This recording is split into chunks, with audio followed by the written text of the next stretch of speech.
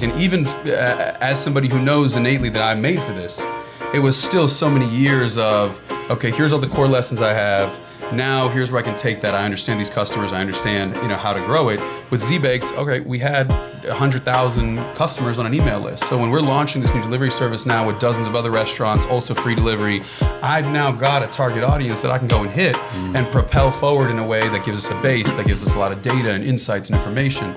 And momentum is really what I would say there.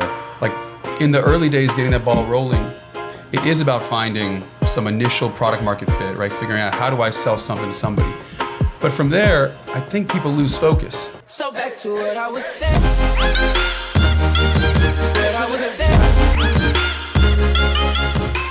What's up, friends, family, and fans? Welcome to Life On Podcast. This is where we listen and inspire friends and entertainment. And everywhere. Why? Because life happens to everyone, believe it or not. We're here with my homeboy, Zach Zelner, today. What up, Zach? What's up, bro? I just realized that's ZZ. That's it, double Z. So can I call you ZZ Top? You can, yeah. Boy, you slow. Yeah, when I was in high school, I used to jump around ciphers and little rap battles, call myself Dub Z. Okay, But that all shit right, died hold out. on. Yep, I that didn't died know out. we had. I know. I didn't know we had Eminem in the building. We need a 16 real quick. Or 8. Oh my God. Wait, I didn't know we had. What's the guy that used to work for again with Jay's hat? What's the name's husband? I can't believe Jesse. It's yeah.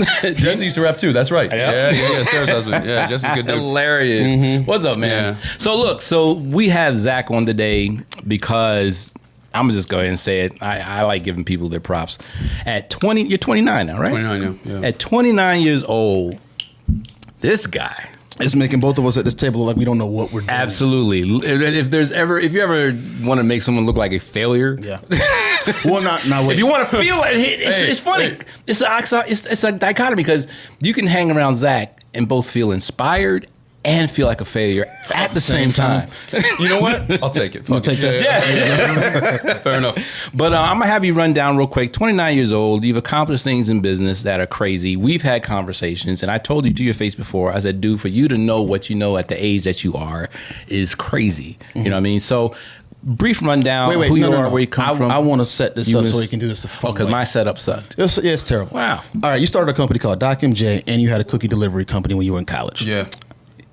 Well, How was that better than my setup? He knows where I'm going with this. So tell us what DocMJ did, and then talk I wasn't about the getting high cookie on company. supply. If you think the two are connected, is that where you're That's going? what I need to know. Well, Oh my- you missed the tech company in between. Let me be clear. Okay. But neither here nor there. All right, pause. Yeah. pause. No. Ladies, now y'all know how Jay used to date. There was no dinner. There was no foreplay. It was just like, hi, to I'd it. like to meet you. Go up to the room. And I've been married for 18 years. So Man, oh man. Seems to work. Yeah. Okay, well, go ahead, The Zach. whole point of it is obviously when I know that, so me connecting those dots, you say I missed something, so now it's less imaginative for me. But I wanted to see what that was all about, if it was on purpose, and I thought there was going to be an amazing story behind getting to No, that the two are point, not so- interconnected. Now there are amazing stories behind either one, but no, they're different chapters, different Okay. seasons. Yeah.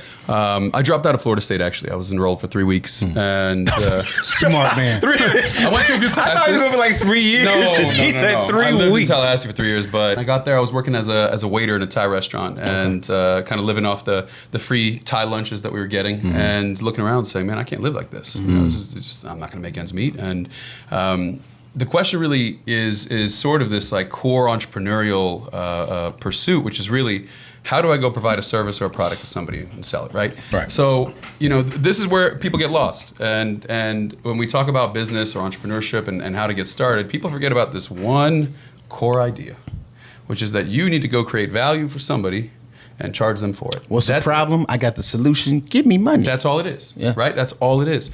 And when I was in Tallahassee, I was looking around at Florida State's campus and saying, like, where's the money here? Now, I have a lot deeper of an idea now on, where all the dollars were. But the one thing I kept seeing was Chick-fil-A's line was down the block, Chipotle's line was down the block. All these college kids were spending crazy amounts of money, and you had 50,000 college kids right there. So that was the first realization for me in looking at how do I go and provide a service to an audience that has money to spend. Right?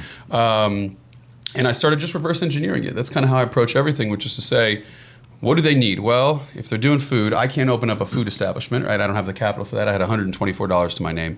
That's a real number too. Okay. Yeah. I have the screenshot too. Yo, Nice. And so I said, all right, I got to deliver the food, right? If I deliver the food, how can I stand out? Well, if I just do, food that I make out of my apartment, well, it's got to be interesting in some way, shape, or form, right? So we're going to be open real late. I'm a night owl. I like to eat late, and there aren't that many options past midnight. So I'm gonna open a delivery service till 3 a.m.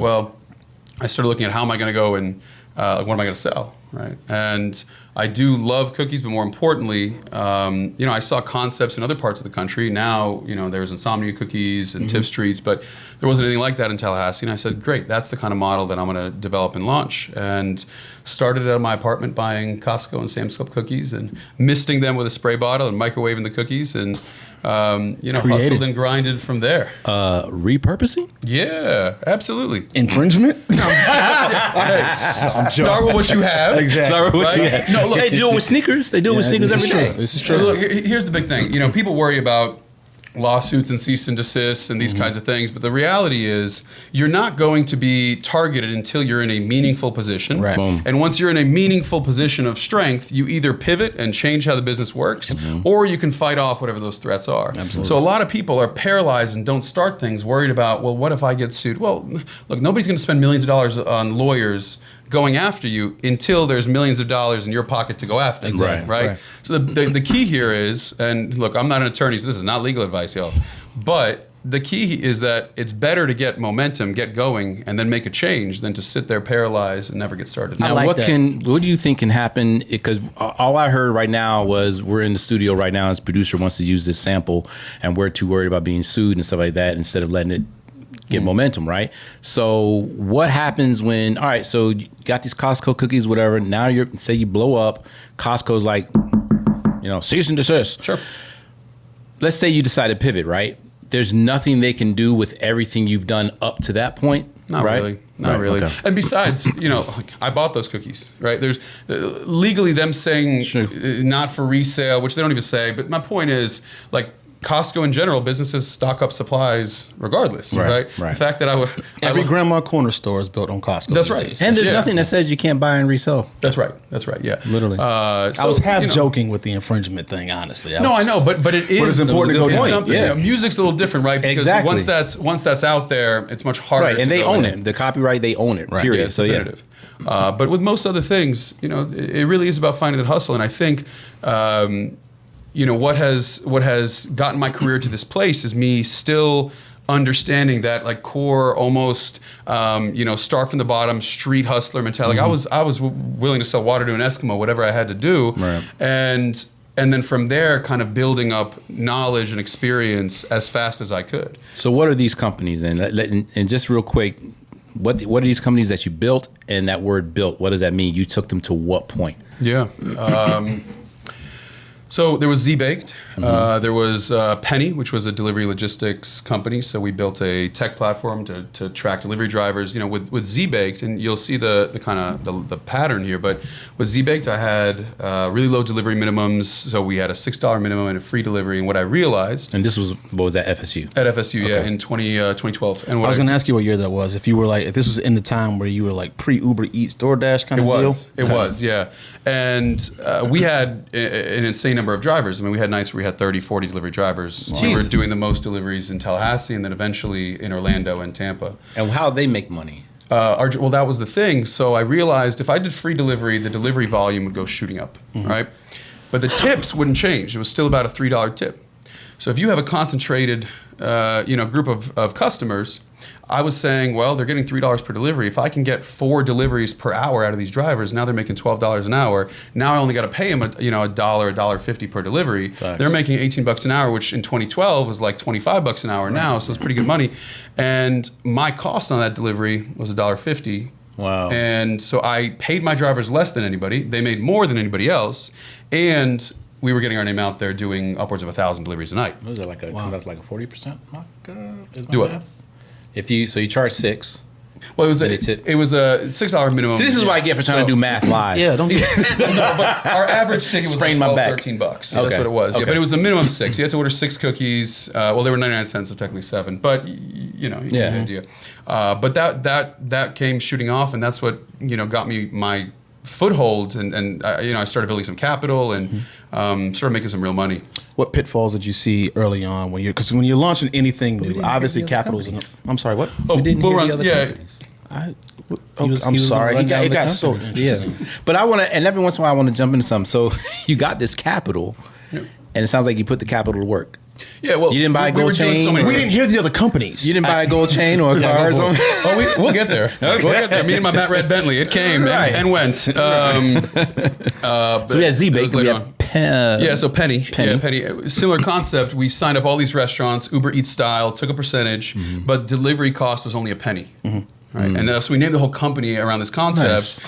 Nice. I think back, and at the time I didn't really appreciate kind of my background or ability to be a marketer, right? But at the end of the day, your business, especially if it's direct to consumer, you're there to get attention. You're there to tell a story. You're there to go and pull in eyeballs. And so by calling the company Penny, and on all of our branding, all of our logos, everything was 1 cent. It was a gimmick, right? Nobody's giving us a penny. Sure. We're just adding on a 1 cent delivery fee. But that got people talking. Yeah. And the growth engine itself was kind of built in, and we grew that company to, at the peak, we were doing about 10 million revenue, but we did that in a year. Okay. So that was going to be what the question was, Stone. It's getting, because I knew what the revenue number was. The pitfalls you got to when you're going into that second company, your target demographic, and then actually scaling past that point. There's always a major roadblock, no matter what company you start. There's one catalytic thing that either propels you or it completely slows you down and you have to pivot. What was that thing that pushed you to that 10 million? I think it was an understanding of that college consumer that really helped us propel forward. And that's kind of where I was going. And a lot of the things I've done have been built upon each other. And I think a lot of people imagine a world where you get started in business or get started in anything, and all of a sudden you have this like magic eureka, I was made for this, and everything is terrific. And even as somebody who knows innately that I'm made for this, it was still so many years of, okay, here's all the core lessons I have. Now here's where I can take that. I understand these customers. I understand, how to grow it. With Z-Baked, okay, we had 100,000 customers on an email list. So when we're launching this new delivery service now with dozens of other restaurants, also free delivery, I've now got a target audience that I can go and hit and propel forward in a way that gives us a base, that gives us a lot of data and insights and information. And momentum is really what I would say there. Like, in the early days, getting that ball rolling, it is about finding some initial product market fit, right? Figuring out, how do I sell something to somebody? But from there, I think people lose focus. And I think people get distracted by some of the other ways in which that they can either start spending their money or go and building businesses, when they forget that they're sitting on a treasure chest that they've built, right? And rather than continue to play on that and use what's in their arsenal, they start looking at other things. I mean, we all know people who have a successful restaurant, they go start buying a car wash or go start, investing in real estate. And it's not to say that can't work, but it is to say that if you're really good at making money in your restaurant, you are probably going to outperform much of the competition, whereas you don't know anything about real estate. Right. And becoming the best at restaurants and the best in real estate is one hell of a endeavor. Yeah. So, I've kind of always looked at, what are the resources I have, what are the strengths that I have, and how do I leverage those to keep building bigger? So you mastered the art of the parlay. A parlay, indeed. Wow. Yeah. What came after Penny? Penny we sold, and that was something of a pivot where I went back to Florida for a year and started DocMJ. Prior to it becoming medically legal in Florida, there was Act 2 or Amendment 2, which was on the ballot in 2016. And what we realized was that there was nothing stopping us from signing up patients before it was voted on. And I partnered with a few physicians because I looked at that market and I asked myself in 2016, what are the industries that are really growing? And I kind of whittled it down to cannabis seems to be taking over the country. In those previous years, California and Colorado and these states were legalizing. And then crypto was the other interesting one that I was looking at the time. It's become less interesting since. But I wouldn't say that. But well, interesting. You're probably right. But the opportunities look very different than they did. Absolutely. And no question. And perhaps I even chose wrong, right? I mean, 7 years ago, it would have been nice to have doubled down on crypto. But neither here nor there. Yeah. Went down to Florida, found some physicians to partner up with, and did it all really lightweight.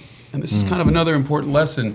With Z-Baked, I started that business out of my apartment. Right. All right. I started baking cookies. Eventually, about a month in, I went to a donut shop that was near the campus.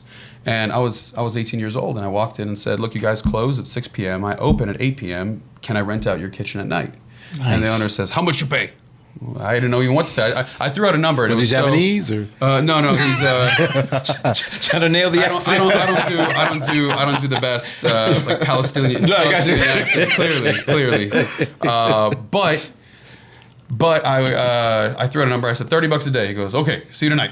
And $30 a day? Yeah, well, $900 a month. I was just renting out the back of the kitchen of like a donut shop in Tallahassee. Yeah, that's This true. wasn't in Atlanta. This is also over a decade ago. What percentage of your monthly revenue was that cutting into? I'm just curious. Initially, probably a quarter. Okay. We were doing like $130, $150 a day, but my roommate at the time was completely not having me running a business out of the apartment. Right. Yeah, and so I got that started. All of a sudden, my $50, $60 of profit that I was making was cut in half. Yeah. But that's what it was. And when we initially started in that donut shop, we were doing a couple $100 a day, $150, $200 a day. When we left, 10 months later, we were over $2,000 a day. So what I've heard twice now, I can't say I would. Honestly, I wouldn't have thought to do that. I wouldn't have. But what I've heard twice now is how you've leveraged other people's resources. Yep.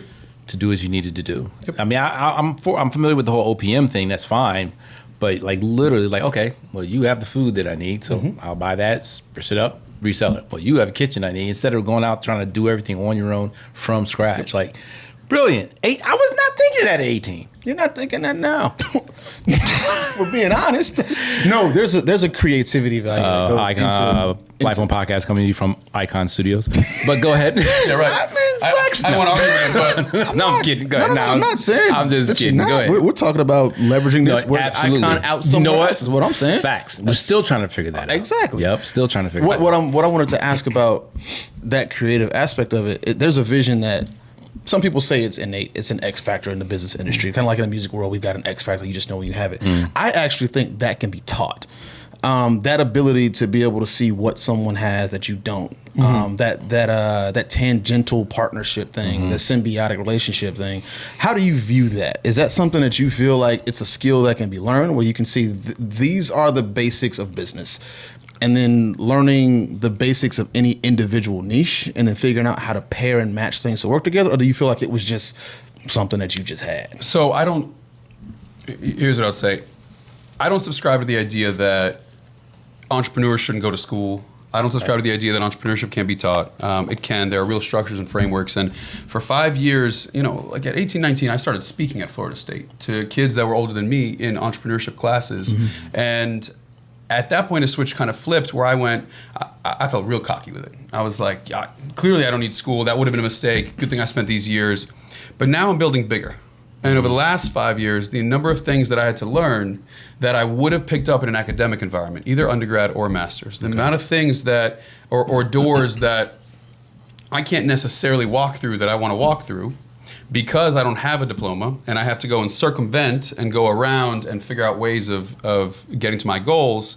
And the lessons that I learned, in accounting, for example, basic managerial accounting that I had no understanding of.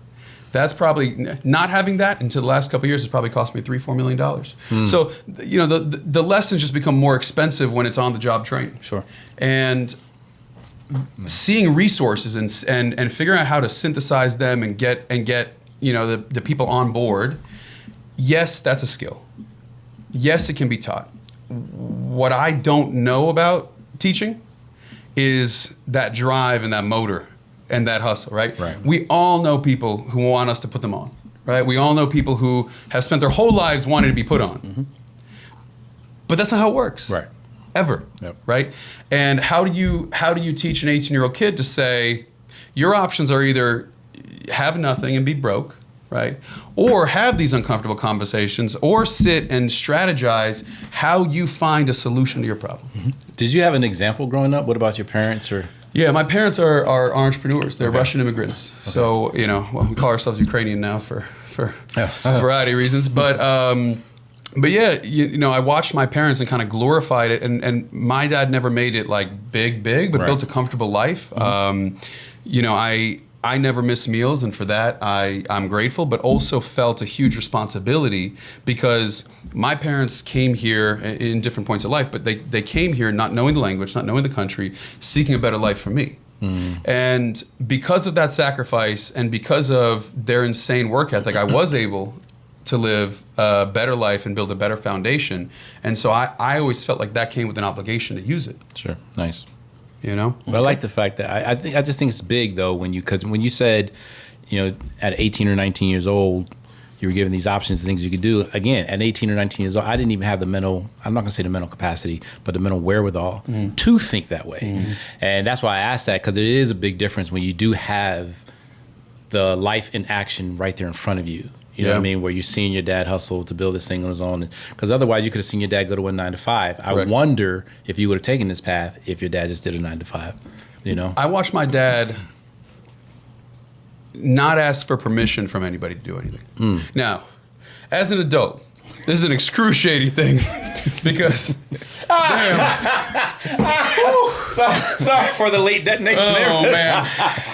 He said excruciating. Yeah, it's brutal, man. Basically, you know, I live my life just trailing behind him when I'm with him and just apologizing. No Yeah, means just- no, that's guys. what I No spend my means time no. doing. Go ahead. But like, that's such an important thing, and I think for anybody who is struggling with getting started, I think they feel like they need somebody to tell them, yeah, go and do it. Yeah. You know, or if you fail, it's okay. He didn't care. He out of principle will just go in through an exit door just to feel like he's rebelling against something. That's Tasha. All day. That is Tasha all day. Which is why she's an entrepreneur. Exactly. Yeah. So you know that's that piece where if you're thinking about something, you don't need to wait for somebody to tell you it's all right. Yeah. You don't need to wait to walk in. I didn't know how to go and rent out a space, and I messed up. Right. Like, Yeah. I walked in. I was paying him in cash. I mean, I had to manage that relationship, and I have stories for days that go like this for years to come. But it doesn't matter. At least I was there. Right. Right. So biggest lesson to you today. I want to ask you 5 rapid fires. No, I Not- got more questions. No, you can. It's fine. I'm trying to be sensitive to being your mean, needs. man. I'm trying to be sensitive to your needs But right now. I'm Zach. We do Pause, this all by the time. way. I'm Pause. sorry, man. Well, are you gonna let me get my question off? Is what you I gonna was just do? letting. So that Rapid was. fire So after here's the this. deal. Yeah. He's in radio in real life. Yeah. Right. Top. You know, majors. Whatever. I am. He's supposed to know how to pick up on cues. And I do, and And he does- he I does them find wrong. that he's the worst. So this is the thing. No, it's not that I'm the worst. It's the thing that I know how to do it the right way, And I just don't know how to do it. You're walking in a damn exit door. That's the reality. That's the reality. You're doing it wrong. So I had too much faith in your skills. Back, forth, even number. Then you do you always do odd numbers of stuff. It didn't work that way. I see Are what you you're counting doing. the back of your head? Of course, always, every All right, single time. all right. And I mean, it's not like it's an active thing now, but after you Yeah. do it for 15 years, Sure, it just sure, becomes a sure. thing. That's how conversations flow. I'm teaching as we do this. The question I have to ask about this, Yeah. when you see that, we talk a lot about thought paralysis because both of Yes, us have been yes, caught spending a whole bunch of time thinking about projects, thinking about ventures, thinking about deals. Yeah. You obviously just mentioned when it came to renting a space, you were there. You just did it. Was it that you just did it out of ignorance? Because sometimes not knowing what you can and can't do one can hell of be a strength, yeah. exactly can be a strength. But when you know it's there, the overcoming that aspect, what's the trick to that?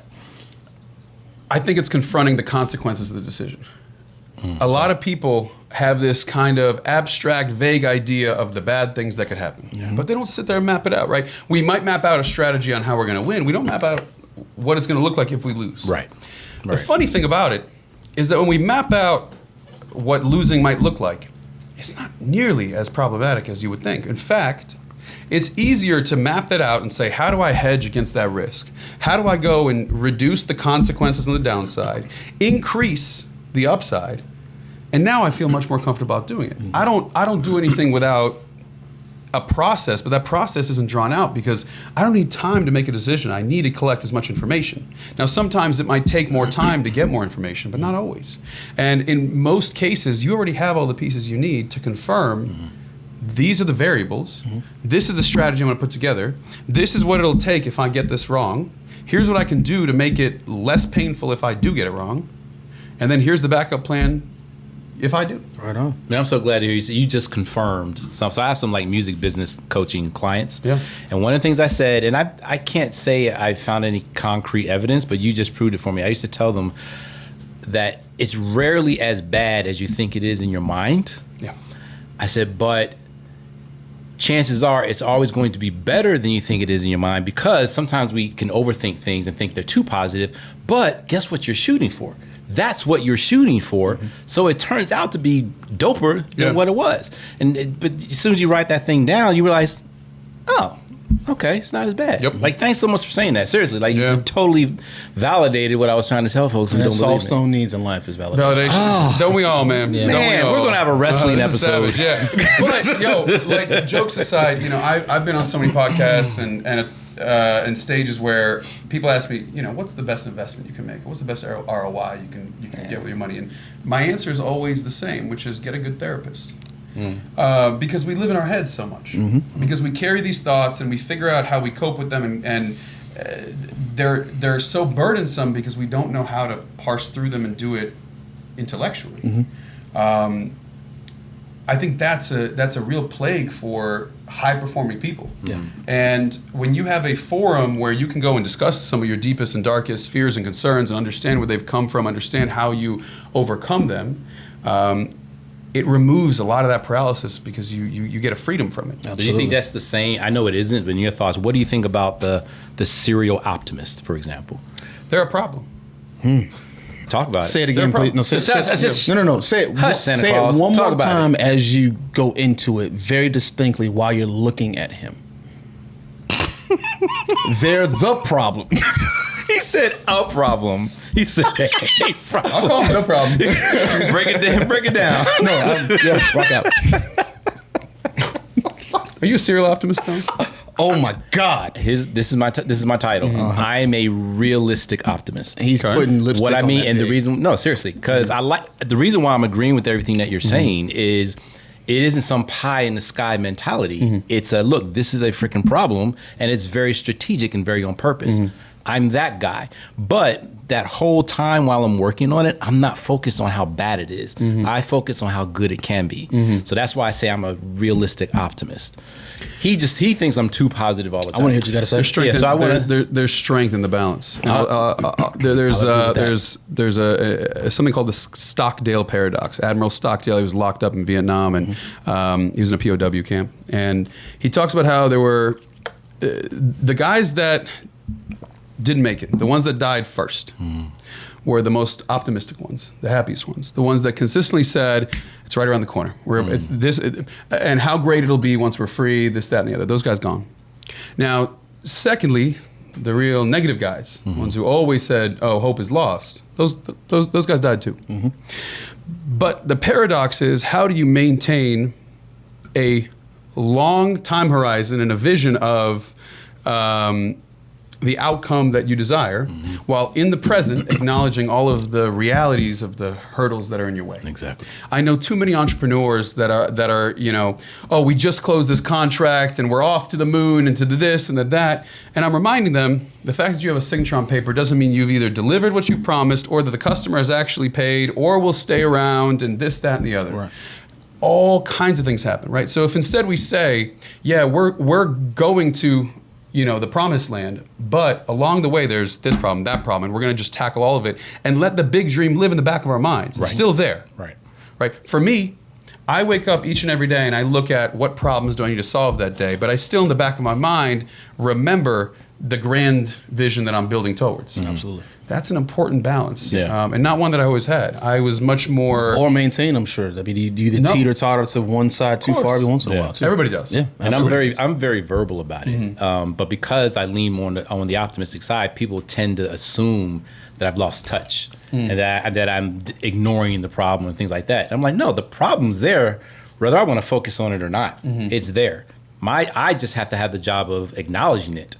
But I'm not going to pour my energy into it, except for to solve it. But other than that, my mentality is not going to focus on that problem. It's just not. Zach, I'll get stuck there. I'm going to turn you into our therapist for a minute. I'm ready for it. So for what I see, the reason why I'm so hard on him about it is because outwardly, it doesn't look like he's keeping that balance. And the one thing that I see him do a lot is get very frustrated. He's been better about it as of late, but he would get very emotional over those negative things when they happen because he was always so positive. And my thing is, if you don't keep that grasp of reality that it's there, when it hits you, it's going to hit you harder than it normally would when you're expecting either or. Never be too high, never be too low. People always think I'm indifferent to everything because I'm usually even keeled about just about anything. My number one rule in life is don't panic. Rule number two is if you panic, remember rule number one. My dad taught me that. I teach that to my son, and everything is foundationally based on that. And the second you start panicking, you make every possible mistake that will knock down everything you possibly built. So that's our thing. So you sitting in the middle. Can I ask a question though? Absolutely. Yeah. So when you're looking at the road ahead, whatever that may mean to you, right? Are you obviously you're dreaming about what it can look like, right? And as entrepreneurs, that's what we do, right? But the road itself, how do you look at that road? Well, the proof that I look at that road is I can get caught in preparation paralysis. I can spend so much time looking at that road and planning and trying to do everything right and preparing for what can go wrong. All of a sudden I look up and like, crap, I haven't done anything yet. You know what I mean? So like, to me, that's the proof that I don't ignore the road. So again, it's about the balance, like keeping that balance. Like with me, I got to make sure I'm moving. But then at the same time, while I'm moving, I'm not paying attention to every freaking pothole, to everything that didn't go wrong. I just can't. I can't live like that. But when you do hit those potholes, you feel the weight of them. I do. There's context in what he's saying. Sure. Because and a lot of mine will come down to patience. I'm that dude. I don't like telling you things 2, 3, 4 times. I'm like, dude, the moment in my brain I'm like a trained monkey can do it, I'm pissed. You know what I mean? And that comes with the rocky road. I get it. So yeah, but I think mine is more of patience than it is focusing on negativity stuff. How do you measure your patience? When do you get impatient? When do I get impatient? Yeah. When a trained monkey can do it. No. His Yeah, I would say there's different scenarios to measure that. So, like in one scenario, again, if it's a simple task, and I realize there's 2 ways actually. When I realize I'm repeating myself too much, one, but then I try to stay humble with that and say, okay, how many times have I had to been told this 5 or 6 times? How many times? That's usually my measuring stick. Now, when it gets to the point where I'm like, okay, even I got it down here. You're just an F up right now. Then usually I'm off the reservation and I'm pissed. Yeah. In the last few years, I found a lot of peace within entrepreneurship, right? Peace amidst the waves. That's kind of how I describe it always. And that's because I know I am going into a battle, right? Like when a boxer goes into the ring, they go in with the understanding that they're going to get punched. It doesn't matter how good they are. It doesn't matter how quick they are. They're getting punched. So when those punches come, for me, I got a smile with blood dripping out of my mouth going, there it is. There it is. There it is. You know, there's little punches, big punches, but I've known the whole way that I'm going to get punched. I don't exactly know what they are yet, but you know, everybody has a plan until they get punched in the mouth, right? And when you go in with that mentality where you say, we have the opportunity, we have the path and the road to get there, but there's going to be at least 20 little things that blow up, 10 medium things that blow up, and 3 existential threats, right? When they come, you go, my measure as an entrepreneur is my ability to mitigate these things. It's not actually tied to my ability to dream. You know how many people dream? Everybody. You know how many people go, oh, I had that idea. Yeah, we all had that idea, right? But dreaming it up and building it is easy until you hit those challenges, right? So your ability to mitigate it is really, truly the measure of you as a leader, as a founder, because everybody gets stopped along the way. I love the fact that I didn't even have to get to the next part of that question because you went exactly where I wanted to do. Is just what that methodology is that you use to keep that back. Everyone has a different one. Right. Mine is very similar to yours. I'm not going to say I expect the worst, but it's almost to prepare for it. And then when it shows up, you smile with the blood in your mouth kind of deal. Everybody's analogies come across different. We have learned that our listeners and our viewership, they don't listen to us.